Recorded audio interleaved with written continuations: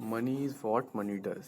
Money is what money does का मतलब है, इसका डेफिनेशन दिया गया था हार्टली विदर्स द्वारा। ये फंक्शनल डेफिनेशन को बताता है।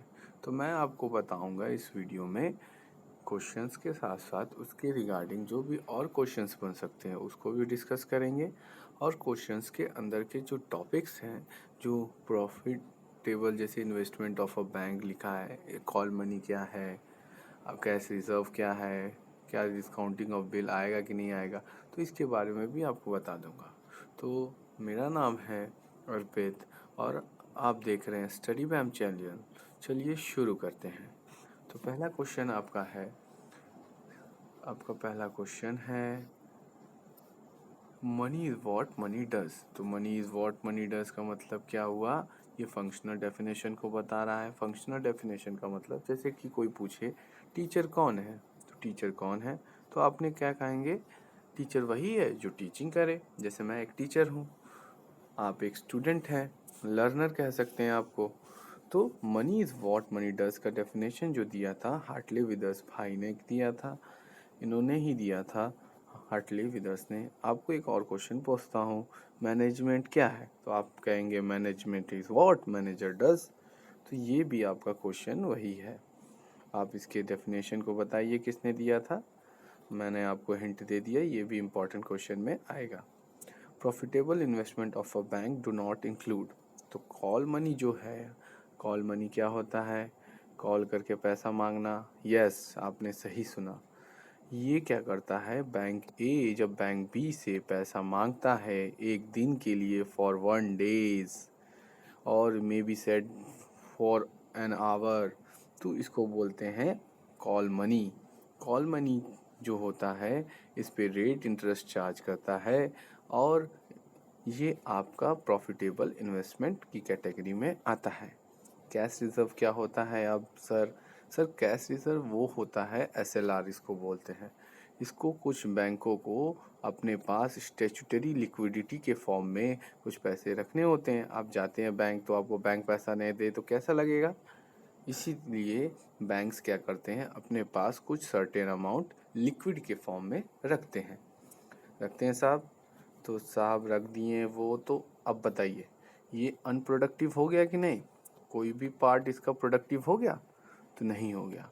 तो इसीलिए that's why it is called non profitable. Discounting of bills की बात करते हैं अब, तो आपने पढ़ा होगा बिल ऑफ एक्सचेंज। इसमें क्या करते हैं, आप लोग बैंक से जाते हैं और बिल्स को डिस्काउंटिंग कराते हैं कि नहीं कराते हैं। यस सर, कराते हैं। हाँ सर, तो यही है आपका डिस्काउंटिंग ऑफ बिल्स। इन्वेस्टमेंट के बारे में तो बताऊंगा नहीं, क्योंकि इन्वेस्टमेंट तो आप जानते हैं ऑलरेडी प्रॉफिटेबल इन्वेस्टमेंट होता है।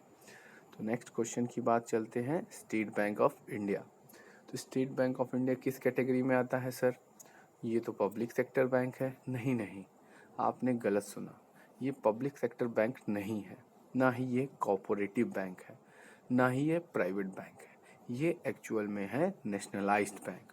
दोस्तों जी हाँ, ये नेशनलाइज्ड बैंक है। अब कैसे, तो आपने इम्पीरियल बैंक का नाम सुना होगा। इम्पीरियल बैंक जिसकी स्थापना हुई थी, इस्टेब्लिशमेंट हुआ था 1921 में। यस, मूवी याद है ना 1920, वही है, बस 1 साल बाद हुआ था। तो 1921 में हुआ था इसकी इस्टेब्लिशमेंट और ये नेशनलाइज्ड कर दिया गया 1 जुलाई 1955 को। ये पहले सेंट्रल बैंक के फंक्शंस को करता था जब आरबीआई नहीं था, इम्पीरियल बैंक। बाद में इसके सबसे ज़्यादा ब्रांचेस, फिर कैटेगरी में सबसे ज़्यादा ब्रांचेस के बैंक पूछेगा तो कौन होगा आंसर, नेशनलाइज्ड बैंक में आपका स्टेट बैंक। इसका हेडक्वार्टर कहाँ है सर, तो सर इसका हेडक्वार्टर आपकी मुंबई में है। तो चलिए नेक्स्ट क्वेश्चन की बात करेंगे।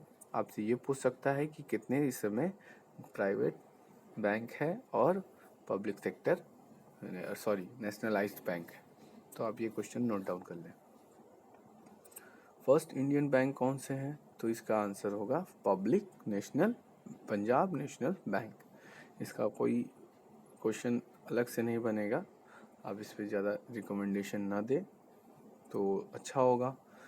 आप इस क्वेश्चन को ज़रा ध्यान दें कि नरसिम्हन कमेटी के बारे में। तो एलपीजी पॉलिसी को लाने वाले कौन थे? नरसिम्हन राव। तो इस समय कौन थे? PM Manmohan Singh. Sorry, finance, FM कौन बजाता है? फाइनेंस मिनिस्टर इस समय मनमोहन सिंह थे। उन्होंने ही आपकी एलपीजी पॉलिसी लाई। एलपीजी पॉलिसी का full form liquidation, privatization, globalization. तो एलपीजी पॉलिसी लाने का ही ये रिपोर्ट कमेटी बैठी थी, जो कि न्यू इकोनॉमिक पॉलिसी 1991 में लाई गई। इसके द्वारा ही हमारी इकोनॉमी को क्लोज इकोनॉमी से ओपन इकोनॉमी बनाया गया। आप आज एप्पल यूज़ कर रहे हैं, मैं यूज़ कर रहा हूँ मैकबुक, तो इसका मतलब क्या है? आज मैं यूज़ कर रहा हूँ क्योंकि मनमोहन सिंह ने ओपन इकोनॉमी बनाई। आपको इंटरेस्टिंग फैक्ट लगे तो बताइएगा। Which function is perform by central bank? तो सेंट्रल बैंक कौन से फंक्शंस को करता है? तो पहले आप जान लीजिए, ये फंक्शन जो है ये कमर्शियल बैंक्स करते हैं। पता है आपको, 1 रुपया अगर आप जमा करते हैं 10 रुपये, तो बैंक 100 रुपये लोन बांट देता है 10 टाइम्स। समझ लीजिए, तो आपको इस बात का ध्यान देना है।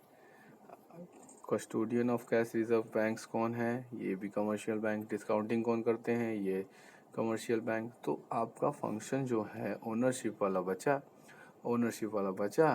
तो यानी कि आपका ये हो गया ओनरशिप ऑफ अदर बैंक्स। चलिए नेक्स्ट क्वेश्चन देख लेते हैं जल्दी से। हॉथरन एक्सपेरिमेंट के बारे में एल्टन मायो ने बताया था। और साइंटिफिक मैनेजमेंट कौन है? एफ.डब्ल्यू. टेलर। चलिए, 4 प्रिंसिपल्स दिए थे कि full time study, fatigue study, work study, method study, इन्होंने बताया था ना। और principle of father of management किसको कहते हैं? हेनरी फेयोल जी को। इन्होंने ही 14 प्रिंसिपल्स दिए थे, याद है? जी हाँ सर, याद है मुझे।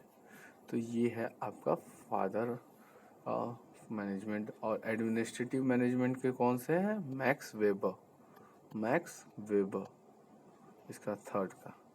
चलिए, आज के लिए इतना ही, फिर मिलते हैं नेक्स्ट क्वेश्चन की सीरीज में। तब तक के लिए धन्यवाद।